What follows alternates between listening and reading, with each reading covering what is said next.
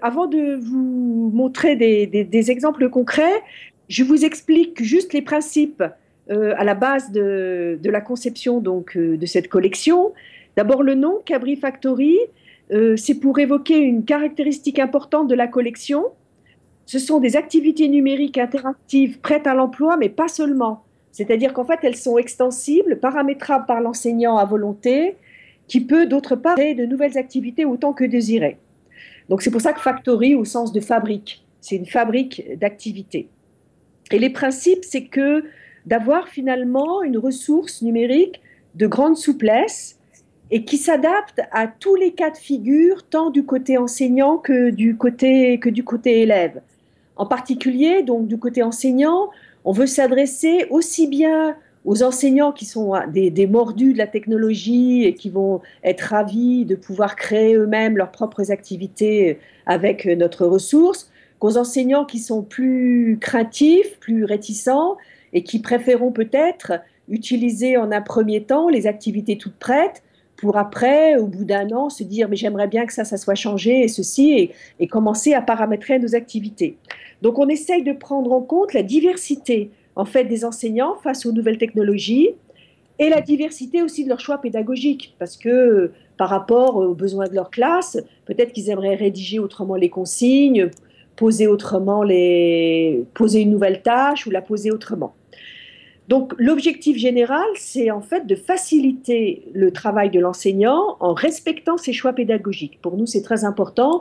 On n'impose pas de pédagogie et justement notre ressource est faite pour que ce soit l'enseignant qui puisse utiliser notre ressource avec ses choix à lui. D'autre part, notre technologie est issue donc de la technologie Cabri. Je ne sais pas si vous vous souvenez ou si vous connaissez. Donc Cabri Géomètre, ça a été le premier logiciel de géométrie dynamique dans les années 80.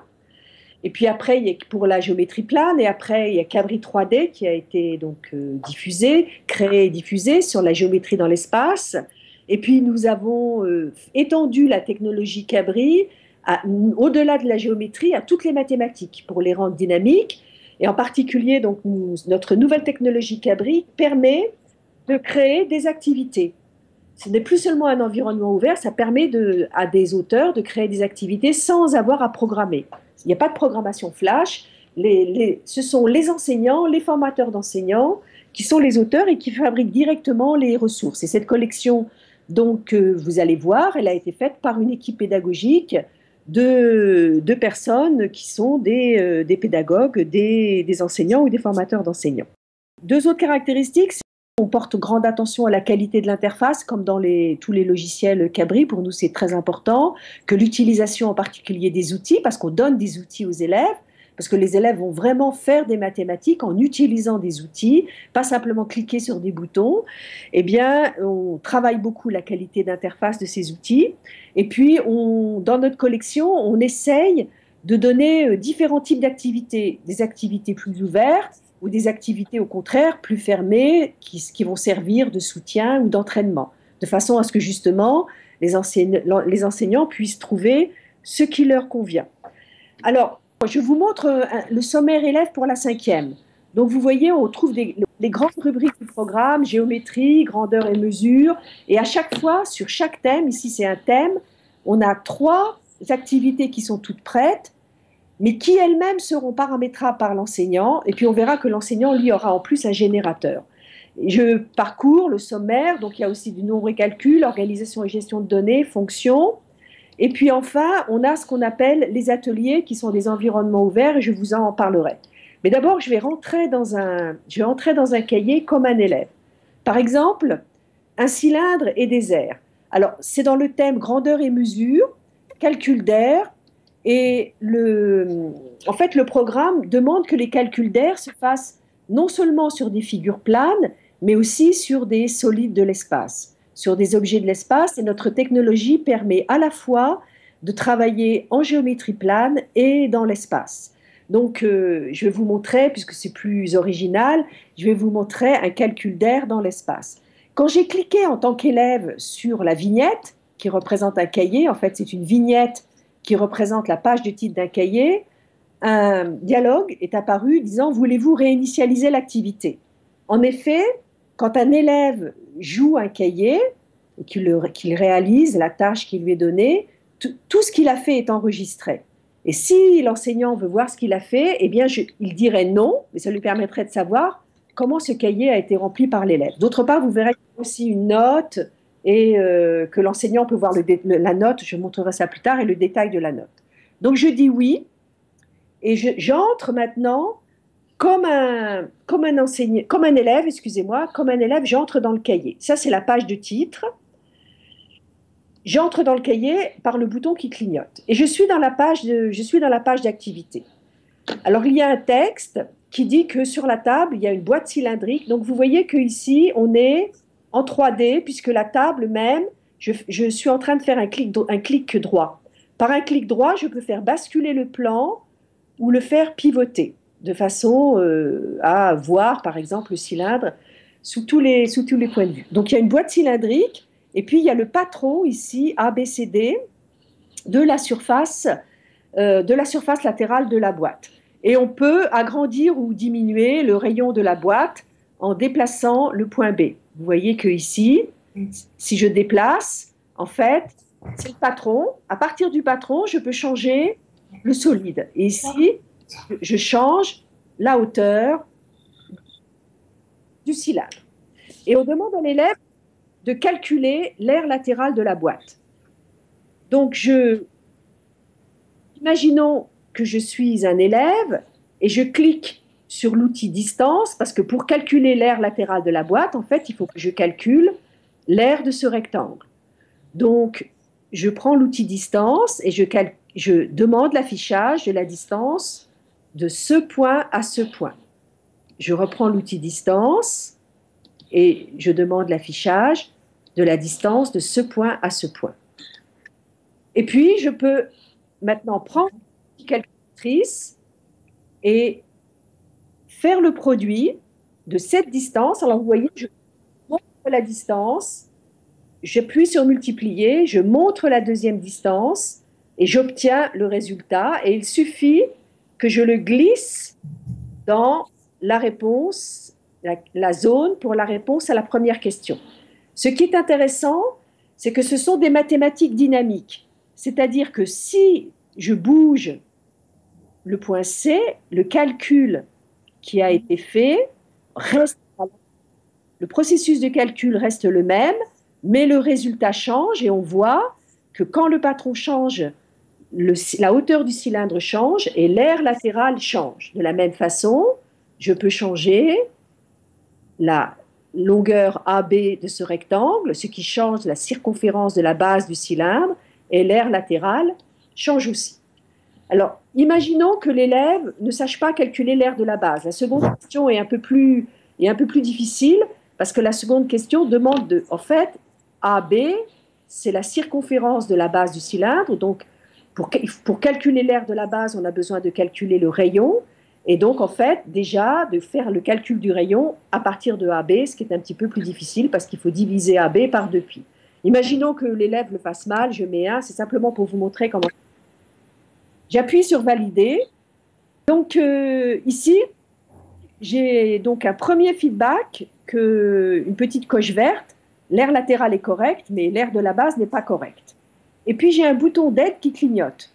Donc, je vais dans l'aide, en simplement appuyant sur ce bouton. Toutes nos activités sont conçues sur ce principe, à savoir qu'il y a une page d'activité et si on ne donne pas les bonnes réponses au premier essai, l'élève peut aller voir une aide. Alors ici, on explique que l'aire du patron est égale à l'aire latérale du cylindre. Peut-être un lien que l'élève n'a pas fait. Et puis, on lui dit qu'il peut voir en déplaçant C que la hauteur du cylindre varie, en déplaçant B, que le cercle de base du cylindre varie.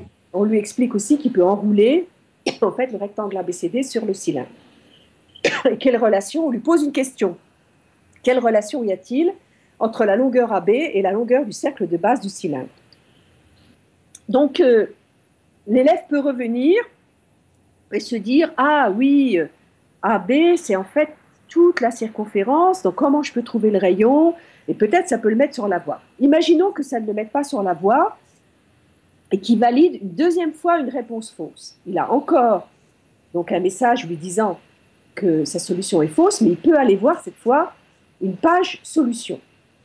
Ici, il y a des explications, mais surtout, on lui présente aussi la solution grâce à une vidéo, comme une vidéo YouTube, et il peut cliquer, et donc, il peut voir comment réaliser le calcul pour la première question. Alors ici, pour lui, ce n'est pas très important, puisqu'il a bien réussi la première question, ça le conforte simplement dans ce qu'il a fait.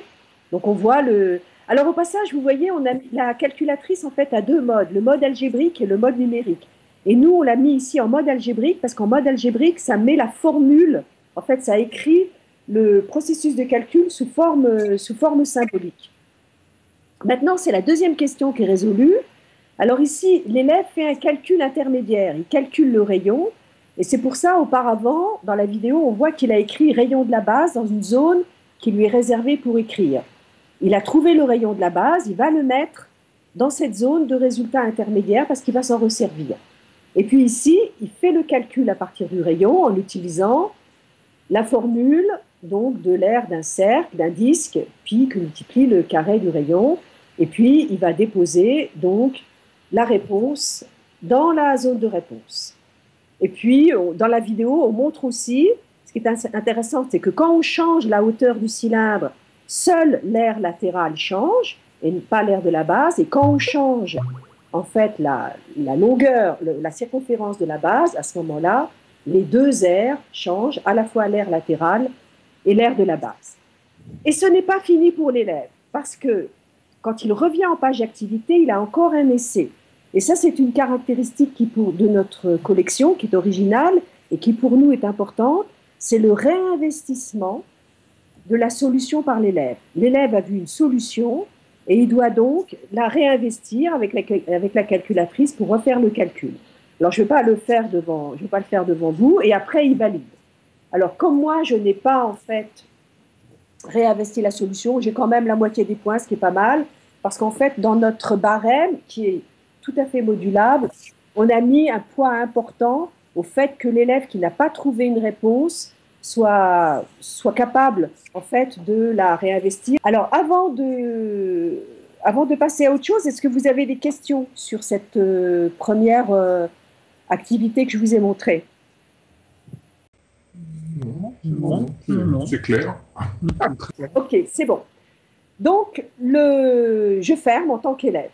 Alors, maintenant, si je vais vous montrer, imaginons que je clique sur la même activité. Si je dis non, vous voyez que je trouve le cahier rempli. Parce qu'en fait, ça enregistrait tout ce qu'a fait l'élève.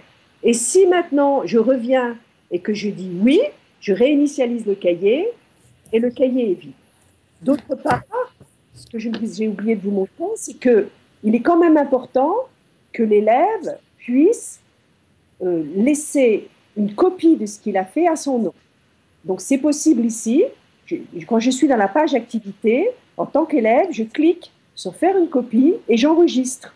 Il y a copie, je vais le remplacer par mon prénom ou mes initiales, CL, et je vais le mettre là où l'enseignant m'a dit de le mettre. Alors, l'enseignant, il a probablement, je suis en 5e, un document élève de 5e, donc je vais le mettre là. Voilà. Et puis, aussi, vous voyez que si on clique sur la jauge, elle revient avec le score. Le score est entre 0 et 100, pour que ça soit différent un peu d'une note. Et puis, je quitte. Je quitte en tant qu'élève. Et je vais mettre ceci en plus petit. Et maintenant, je vais prendre l'application enseignante. Parce que donc, notre collection est activable par deux types de codes. Il y a un code élève qui vous permet d'accéder au sommaire élève que vous avez vu. Et puis, il y a un code professeur. Et là, maintenant, ce que je vous montre en ce moment, en plein écran, c'est l'application vue, la collection vue du point de vue du professeur. Il y a deux petites têtes.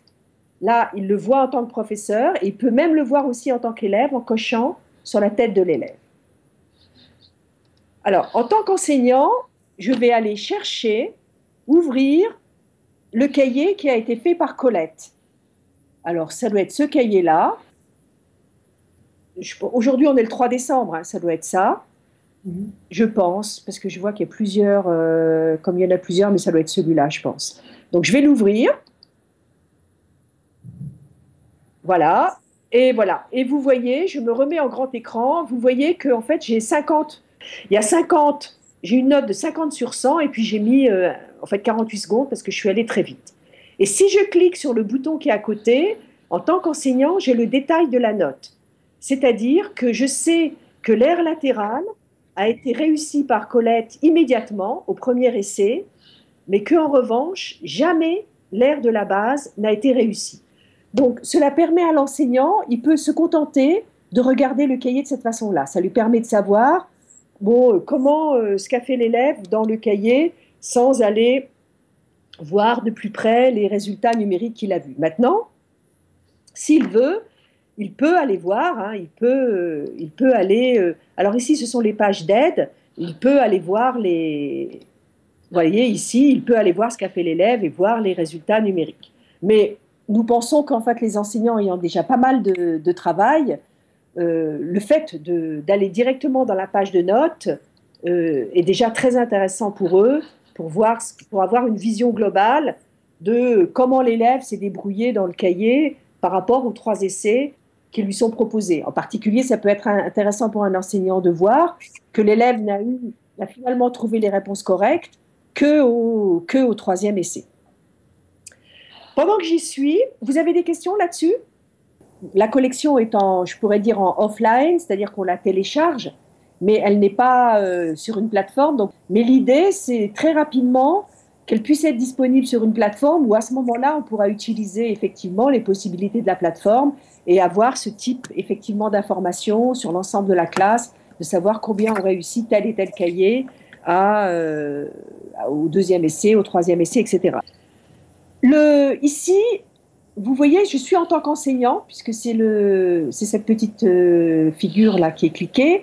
Si je clique sur ce bouton, je peux régler le poids relatif des différentes questions. Des points rouges sont apparus. Et si dans ma classe, par exemple, j'ai des élèves qui ne sont pas très avancés, mais je voudrais quand même que ces élèves sachent calculer l'aire latérale d'un cylindre à partir de l'aire du patron du tour du cylindre, je vais considérer que cette question est très importante. Donc, je vais lui mettre un grand poids. Et après tout, l'aire de la base, c'est un petit peu plus difficile. Donc, pour ces élèves-là, je vais minorer. Par exemple, je vais mettre 30% sur cette question. Et je clique sur ce bouton-là parce que j'ai fini le réglage. Et maintenant, la prochaine fois, j'enregistre. Et la prochaine fois que l'élève utilisera ce cahier, je donne un nom à je peux, en tant qu'enseignant, je peux enregistrer sous. Hein. Donc ici, je fais enregistrer sous un cylindre et des airs. Et puis, je mets, là, au lieu de mettre CLCopi, je vais mettre une question pour que je me souvienne que c'est une question qui est importante. Et puis, je le mets aussi à l'endroit où je veux. Donc là, je ne vais pas le faire. Et à ce moment-là, dans ce cahier-là, l'élève l'aura avec ce barème. Donc, on peut très bien, une même activité, faire un barème différent suivant les élèves. C'est-à-dire garder l'activité telle qu'elle est avec 50% sur les 2 questions pour les élèves plus avancés. Et puis, simplement changer le barème et l'enregistrer sous un autre nom pour les élèves moins avancés dont on souhaite qu'ils se focalisent sur la première question. Et on met un poids plus important sur la première question. Alors, ce n'est pas terminé parce que toujours dans cette même idée, je vais revenir en tant qu'enseignant à la page d'activité. Toujours en tant qu'enseignant, vous voyez qu'ici, il y a 2 questions dans l'énoncé. Eh bien, je peux très bien décider, pour les élèves qui ont vraiment du mal, de ne mettre que la première question. Donc, ça sera encore un 3e niveau. Pour les élèves encore moins avancés. Ceux-là, je ne leur pose que la première question parce que je considère qu'elle est très importante. Et à ce moment-là, quand je vais dans la page de notes, eh bien, il n'y a plus qu'une question qui compte pour 100%. Automatiquement, donc, le barème a été revu en fonction du nombre de questions que j'ai choisies. Donc ça, c'est un paramétrage possible. Et de la même façon, l'enseignant peut aussi enregistrer ce cahier. Enfin, finalement, pour vous montrer aussi, on peut très bien aussi dire non, non, mais moi, je ne veux pas leur faire calculer l'aire latéral de la boîte, je veux leur faire calculer, par exemple, je veux leur faire calculer l'aire de la base, mais avec plusieurs questions. Donc d'abord, la première question, ça sera calculer le rayon de la base. Et puis après, je garderai la deuxième question. Donc on change la première question, et c'est possible ici. Il y a un éditeur, vous voyez, on est rentré dans un éditeur de texte, on peut taper, on peut effacer ça, on peut taper une autre question, on peut choisir la police, choisir la couleur ici, donc on fait ce qu'on veut. Et ici, en revanche, ici, il va falloir mettre la réponse à la première question, à la nouvelle première question qu'on a posée, pour que toute la mécanique, en fait, des feedbacks puisse être valable. Donc il va falloir soi-même, si on demande le calcul du rayon, calculer avec la calculatrice le rayon, comme je l'ai fait tout à l'heure, et puis le mettre ici. Et on enregistre le cahier. Donc voilà, je vous ai déjà présenté beaucoup de choses. Est-ce que vous avez des questions là-dessus? Non, c'est riche en termes de différenciation pédagogique. C'était l'objectif, exactement. Pour nous, c'est très important, exactement. En fait, finalement, les nouvelles technologies, ce qu'il faut, c'est utiliser ce qu'elles apportent de plus pour aider l'enseignant. Et c'était notre idée. Hein. C'était qu'il y ait une souplesse, en fait, pour l'enseignant qui facilite son travail. Imaginez qu'il ait à faire 3 exercices différents pour 3 groupes de la classe. Bon, il peut le faire, mais après, il va le garder d'une année à l'autre, il va toujours mettre les mêmes, alors que nous, dans l'informatique, avec l'informatique, c'est très facile de changer le texte, de changer la réponse. D'autre part aussi, ce que je voudrais souligner, c'est que tous ces cahiers, donc ces nouvelles activités que l'enseignant enregistre, il peut très bien les mutualiser avec les enseignants. S'il y a par exemple un ENT dans son établissement ou un serveur, il peut très bien les mettre sur le serveur à disposition des collègues. Hein. Disons que de ce point de vue-là, nous permettons, il y a une licence Creative Commons qui fait que tout ce que font les enseignants à partir de ce que nous, on a fabriqué, sur lequel nous, on a le copyright sur ce qu'on a fabriqué, mais tout le reste, en fait, appartient aux enseignants de l'établissement qui ont pris une licence donc de la collection. Et on pense aussi qu'ainsi, on va favoriser finalement les échanges entre enseignants. Parce qu'il y aura toujours un enseignant qui sera peut-être intéressé pour essayer une activité qui a été changée par un autre enseignant. Et puis pour pouvoir réagir, lui dire comment ça s'est passé dans sa classe. Donc je vais sortir de ce cahier. Alors je ne vais pas enregistrer, on pourrait enregistrer toutes les modifications que je vais faites, mais moi je ne vais pas enregistrer. Je vais peut-être aller dans le sommaire professeur de 6e pour changer un petit peu. Par exemple, là je vous ouvre une activité de géométrie, de construction géométrique, puisque dans la page de titre, je ne vous l'avais pas commenté avant, il y a le nom de l'activité qui est changeable. Hein. Vous voyez, l'enseignant peut changer le nom de l'activité. Ça nous paraît aussi très important, parce qu'il peut vouloir avoir un certain code avec ses élèves et préférer d'autres noms. Et puis, et ici, c'est toujours la capacité du programme. Donc, en dessous du titre du cahier, qui sert à le distinguer des autres titres, en fait, on indique la capacité principale auquel renvoie ce programme. Donc ici, c'est construire une figure simple avec un logiciel de géométrie dynamique, puisque c'est au programme de Cyclope.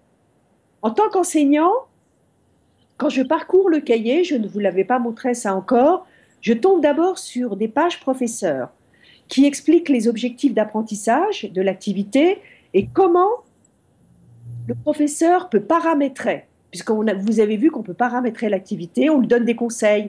Qu'est-ce qu'on peut poser comme question? Est-ce que l'exercice sera plus facile, plus difficile? On peut changer les outils qui sont à disposition des élèves et de la même façon, on ne favorise pas les mêmes stratégies de réponse, qui peut être très intéressant. Et puis, on dit aussi, à notre avis, quand l'exercice peut être donné. Et puis, on continue, là, il y a une deuxième page du professeur où on explique comment on atteint la solution. Ça nous paraît important que rapidement l'enseignant puisse voir les grandes étapes de la solution avant même qu'il le fasse. Et on explique ce qui va se passer du point de vue des rétroactions du logiciel aux constructions des élèves. Et puis on rentre à ce moment-là dans la page d'activité. Et je vais me mettre Je vais me mettre en plein écran. Je ne sais pas si vous la voyez bien pour que vous la voyez un peu mieux. Et donc, c'est comme pour l'autre activité. Ici, on a la page d'activité élève. On la voit en tant qu'enseignant. Donc, la page d'activité élève, elle fait ce tour-là, le bandeau bleu jusqu'en bas et la première rangée de boutons. C'est ça, la page d'activité élève. Et tout le reste, c'est destiné à l'enseignant. Ici, c'est la note dans la page, une note opérationnelle qui lui dit tout ce qu'il peut faire, comment il peut paramétrer le nombre de sommets, il peut changer le nombre de sommets à construire, il peut enregistrer avec une vidéo. Je vais vous montrer comment on fait justement. Vous avez vu qu'il y avait une vidéo de solution, mais l'enseignant peut en construire d'autres. Et je vais vous montrer à quel point c'est simple. Et ici, c'est d'autres outils que l'enseignant peut choisir aussi de mettre à disposition des élèves pour changer les stratégies de réponse. Alors ici, on demande à l'élève de compléter la figure afin d'obtenir le losange de côté AB et de centre O. Et on lui dit, attention, ta figure doit rester un losange quand tu déplaces le point A ou le point B parce que, comme vous le voyez, le point A et le point B sont déplaçables. Il s'agit bien de géométrie dynamique.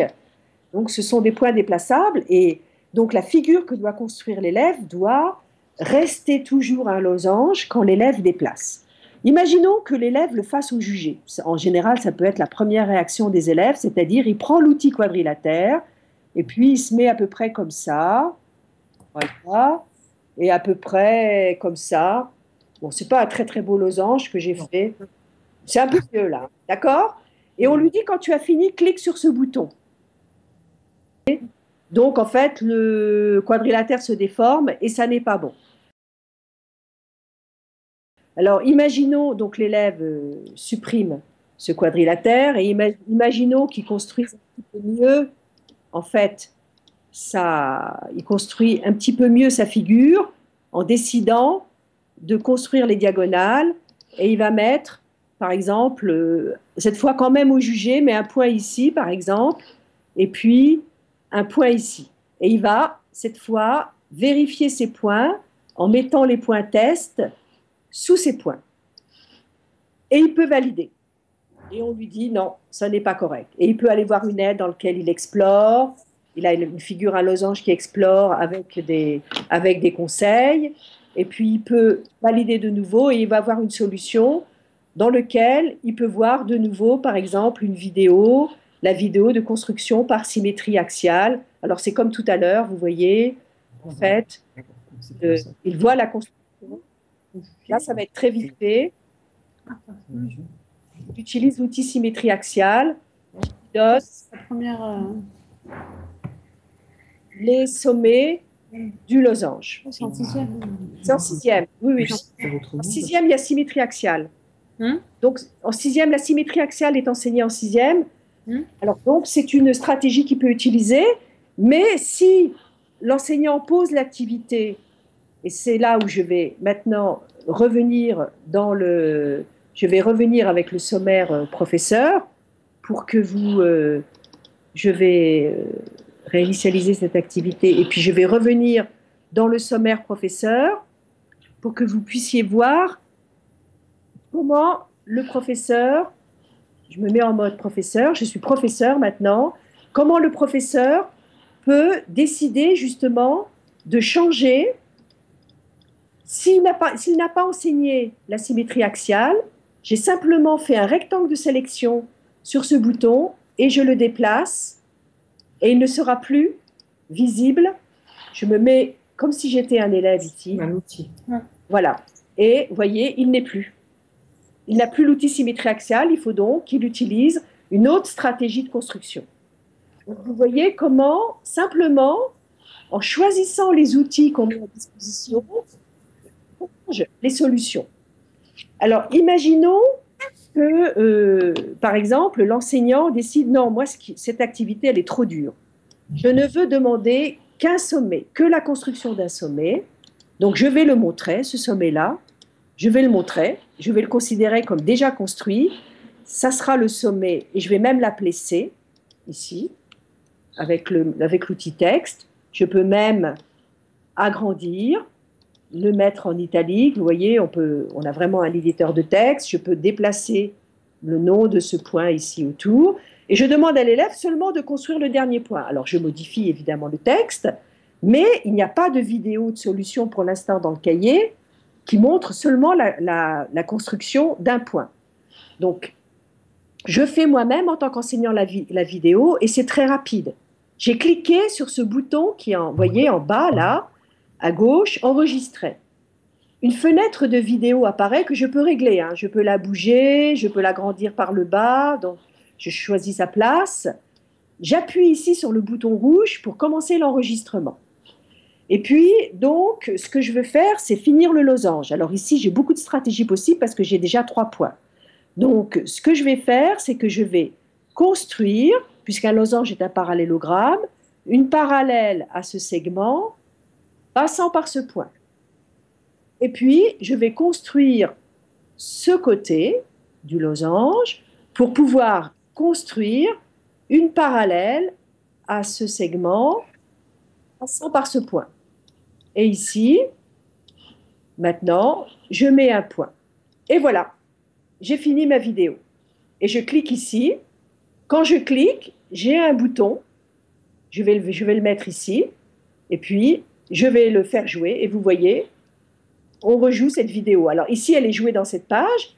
Mais bon, je vais arrêter la vidéo parce que c'est exactement la même que ce que je vous ai fait. Donc, ce n'est pas la peine que vous la voyez. Mais ce qui est intéressant, c'est que ce bouton, en fait, l'enseignant, il le met dans la marge pour que l'élève ne le voit pas. Il le sélectionne.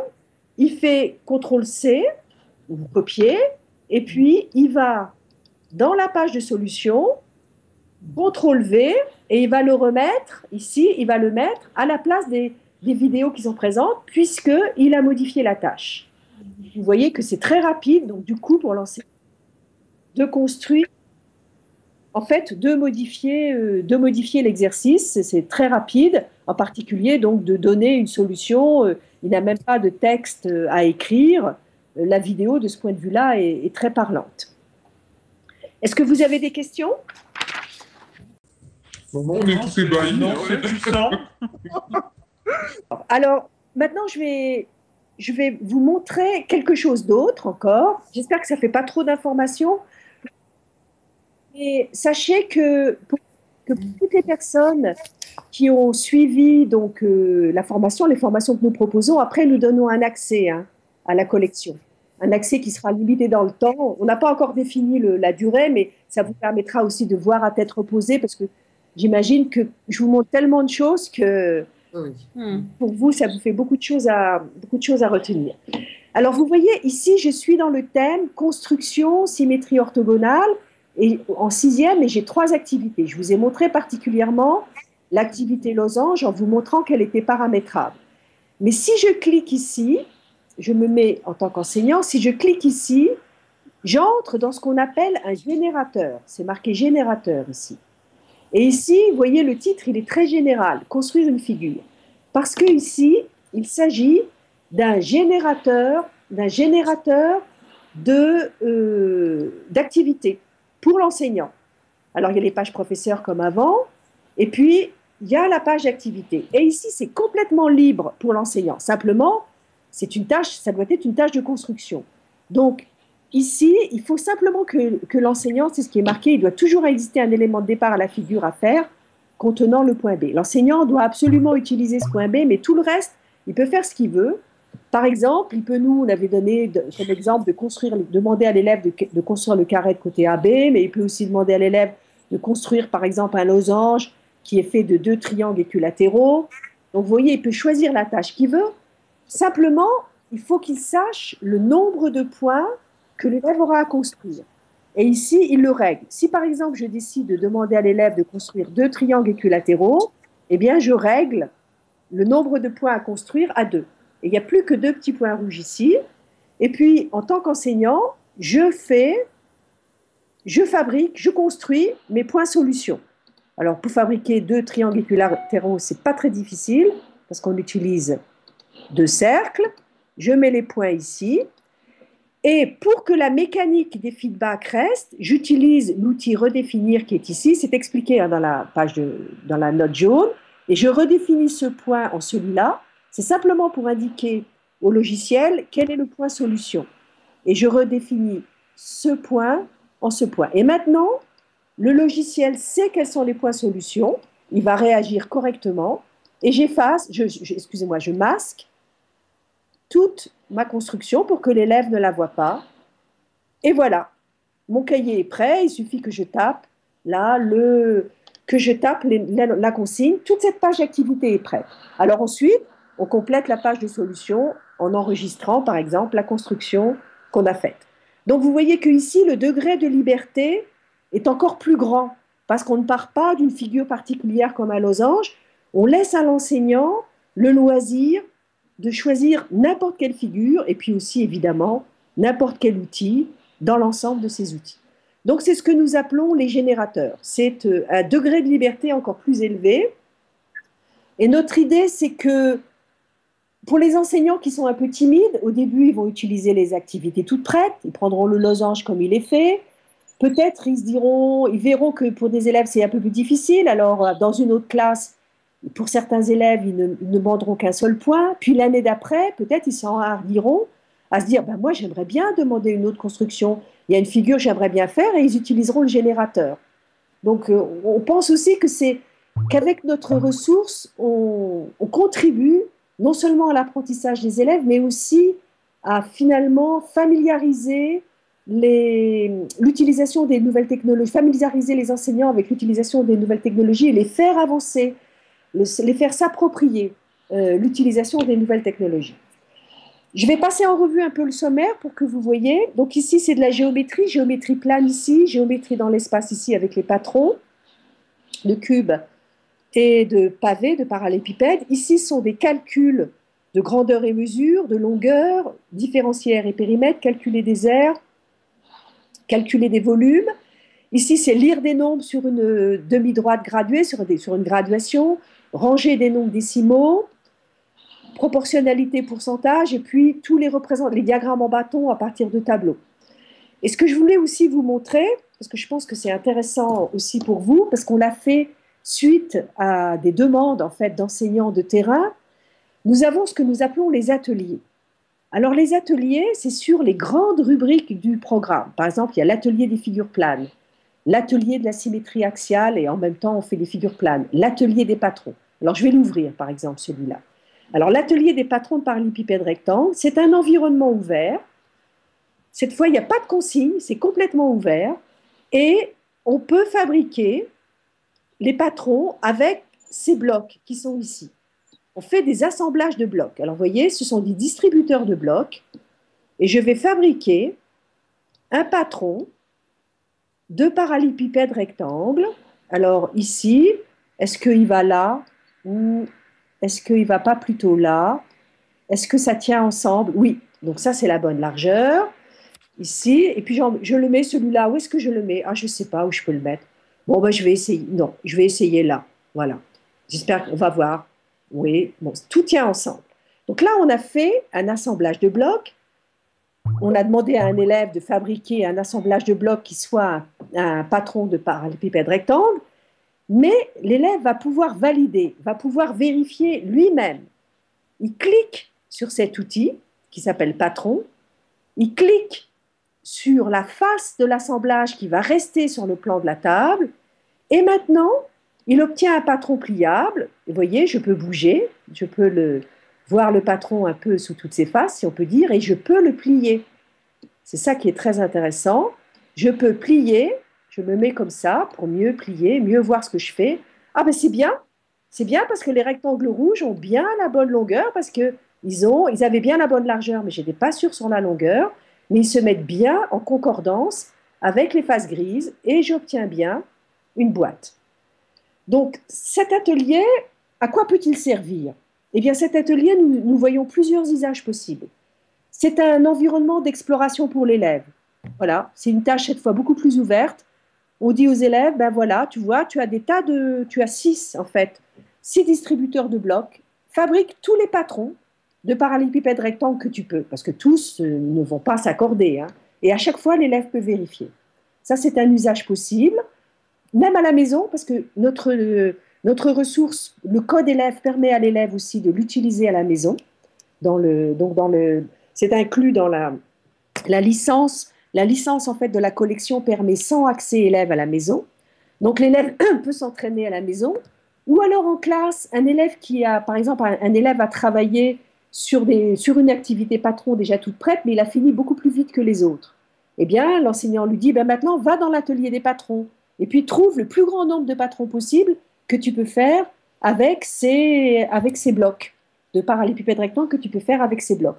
Ou encore en démonstration par l'enseignant sur TBI, sur TNI, parce que c'est quand même, il faut le dire, très intéressant de pouvoir montrer en démonstration ce passage continu qu'on voit entre le 2D et le 3D, d'autant plus que vous voyez que le plan, je peux le pivoter, mais je peux aussi complètement le basculer.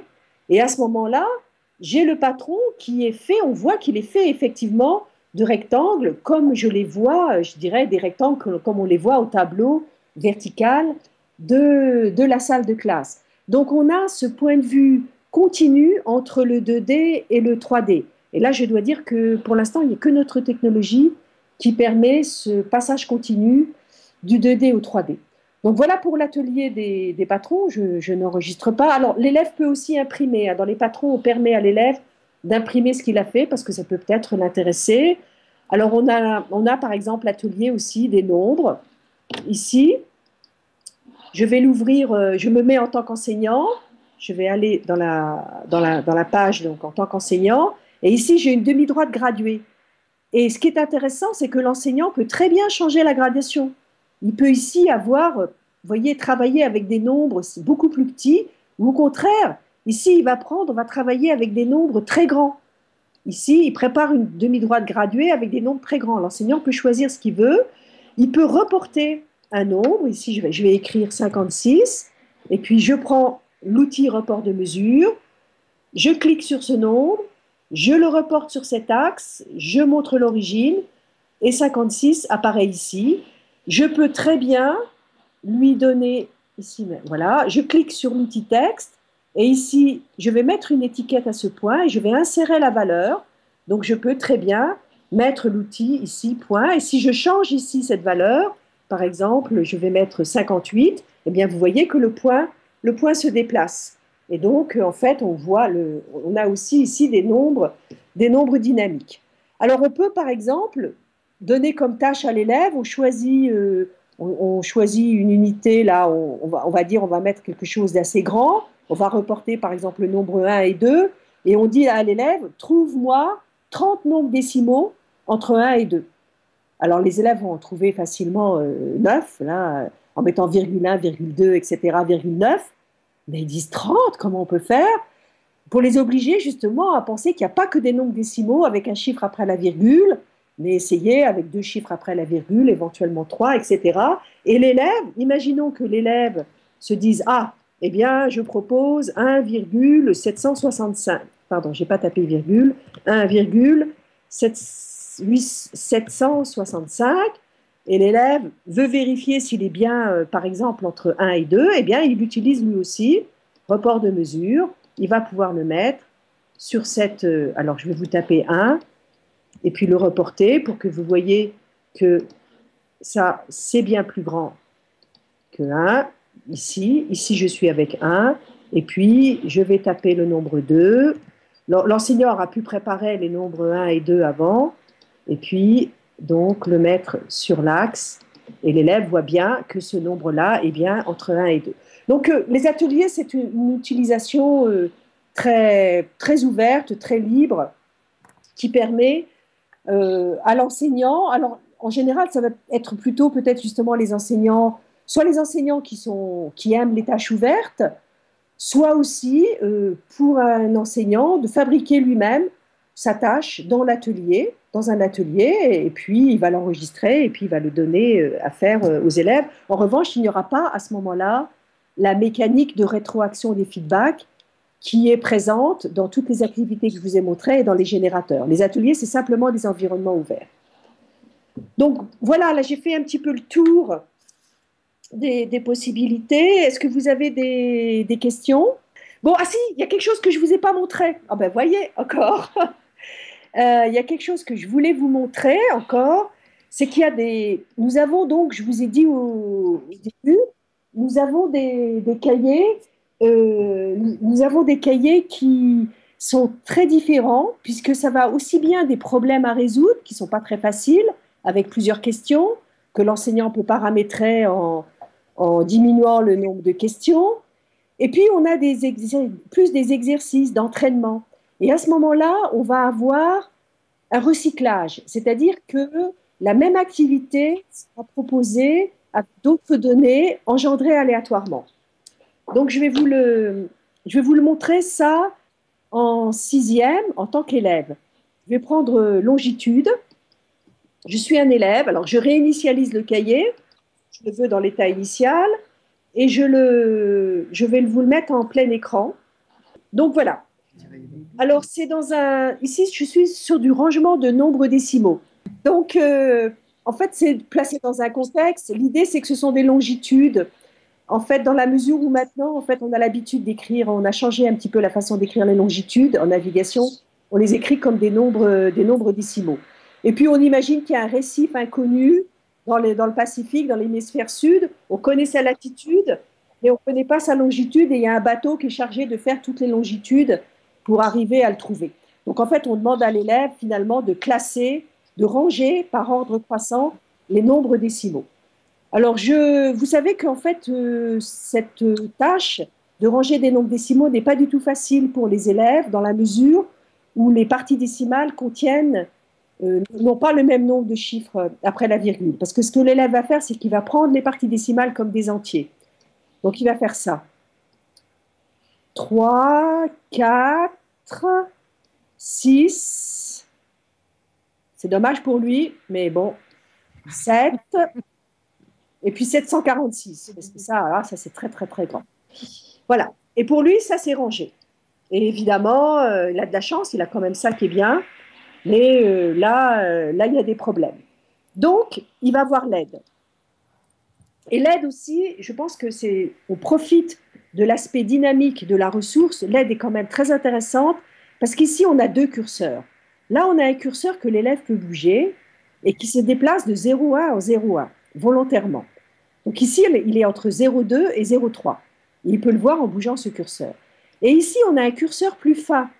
On a un curseur qui affiche 3 chiffres après la virgule. Donc ici, il est à 0,201. Et là, on voit qu'il est plus grand que 0,2. Et pourtant, voilà, vous voyez, il est à 0,223. Donc ça va être des nombres plus grands, effectivement, que 0,2.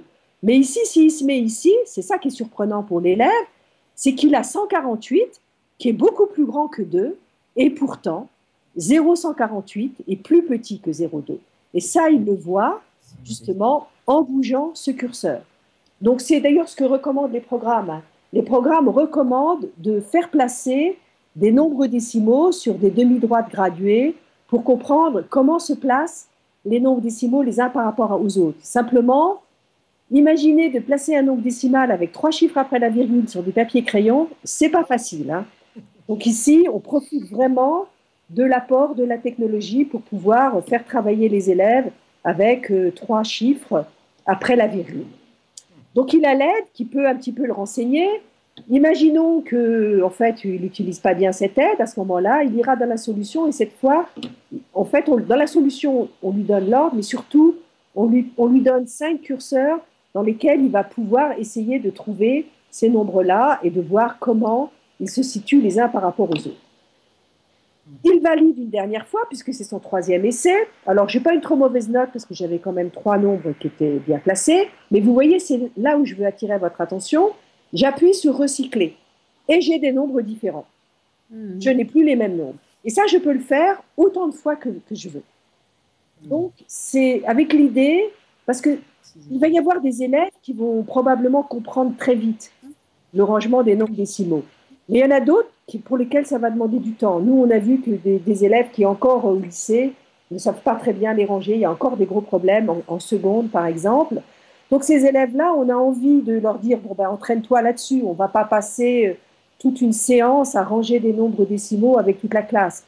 Donc, on voit aussi très bien l'utilisation de ce type d'activité en soutien à la maison. Par exemple, on dit à l'élève de s'entraîner. Et puis, Ça lui permet de s'entraîner ou CDI pendant des heures d'études. Donc, un cahier d'entraînement, une activité d'entraînement en soutien. Donc là, je vais le fermer. Je vais juste le recycler. Je vais aller, juste pour vous montrer, je vais aller je voudrais retrouver le sommaire. Je ne sais plus si j'ai le sommaire professeur sixième. Je ne le retrouve plus là. Je vais aller me le rechercher rapidement pour vous montrer comment l'enseignant peut paramétrer en fait le cahier dans ce cas-là. Et ça contribue aussi, à mon avis, à la formation des enseignants, en particulier pour les enseignants en formation initiale. Ça peut être, nos pages professeurs peuvent être très intéressantes. Je vais aller chercher donc ce cahier longitude que j'ouvre en tant qu'enseignant. Et vous voyez ici, eh bien, on permet à l'enseignant de décider que, eh bien, il y aura des zéros. Pour l'instant, il y a des zéros après la virgule, dans les nombres arrangés. Mais je peux très bien choisir de ne pas avoir de zéro. Ce qui est peut-être plus facile, parce que quand il y a des zéros, c'est parfois plus difficile. Donc, il peut aussi choisir les bornes inférieures des nombres arrangés. Ici, vous voyez, je change, et puis je change ici. Je vais permettre d'avoir des nombres avec des plus grandes parties entières. Donc, j'ai ici encore là des possibilités de paramétrer. Donc, je n'enregistre pas. Et puis, je peux aussi, cette fois, aller dans le générateur même, et je vais vous montrer en tant qu'enseignant, je vais vous montrer ici. Alors, en tant qu'enseignant, on voit qu'on a trois grandes, ou plutôt quatre grandes catégories de choix. Le choix du nombre de chiffres de la partie décimale, le choix des parties entières quelconques, tous les nombres ont la même partie entière, et le choix des chiffres des dixièmes qui sont égaux à 0 ou pas. Et puis la borne inférieure, la borne supérieure. Et ça correspond à ce que nous appelons, à ce qu'on appelle des variables didactiques. Ce sont en fait des variables qui sont telles que quand on change leur valeur, eh bien la tâche change de difficulté pour l'élève. Et c'est pour ça que nous trouvons intéressant que l'enseignant puisse les manipuler et que nous trouvons aussi que finalement, utiliser cette ressource aussi en formation initiale d'enseignants, ça peut être intéressant pour rendre conscients les futurs enseignants des variables sur lesquelles ils peuvent jouer pour favoriser des apprentissages. Donc voilà, je crois que je vous ai... Bon, je ne suis pas rentrée du tout dans tous les cahiers, ils sont très différents, très divers, mais je vous ai montré, je pense, les grands principes. Donc, peut-être avant de nous quitter, bon, j'aimerais un peu avoir vos réactions, comment vous voyez les choses. On a une question, la question qui tue en général, c'est ça coûte combien? Ça coûte, en ce moment, il y a un prix de lancement qui est jusqu'au 20 décembre. Ça coûte 99 € pour tous les ordinateurs de tout l'établissement pour un an, avec 100 accès élèves à la maison, par niveau.